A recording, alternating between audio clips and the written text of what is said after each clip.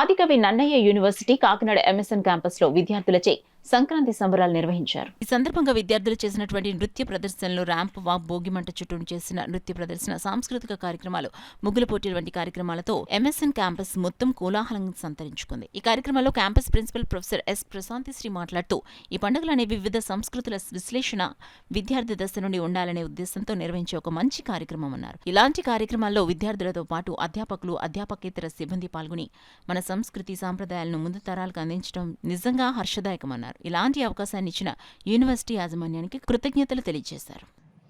Non teaching staff కూడా దీంట్లో పాల్గొన్నారు. ఇది కేవలం విద్యార్థులు వాళ్ళ యొక్క జీవితంలో ఒక చిన్న మార్పు రావాలనే ఆశతోనే వాళ్ళు ఈ కార్యక్రమం నిర్వహించారు. కాబట్టి ఇలాంటి కార్యక్రమాలు చేయడం వలన వాళ్ళకి ఈ ఫెస్టివల్ యొక్క ఇంపార్టెన్సీ, సంవత్సరానికి ఒకసారి జరిగే ఈ యొక్క రైతు పడిన కష్టాన్ని, ఈ విద్యార్థుల జీవితంలో కూడా ఇలాంటి మార్పులు ఉన్నత విద్యకి వెళ్ళాలనే ఆలోచనతోనే వాళ్ళకి మేము ఒక సపోర్ట్ అనేది ఇవ్వడం జరిగింది. ఈ ప్రోగ్రాంకి వచ్చిన టీచర్స్, నాన్ టీచింగ్ స్టాఫ్, విద్యార్థులందరికీ కూడా మా వైస్ ఛాన్సలర్ పద్మరాజు గారు, అలాగే రిజిస్టర్ సుధాకర్ బాబు గారు కూడా కృతజ్ఞతలు తెలుపుతున్నారని మీకు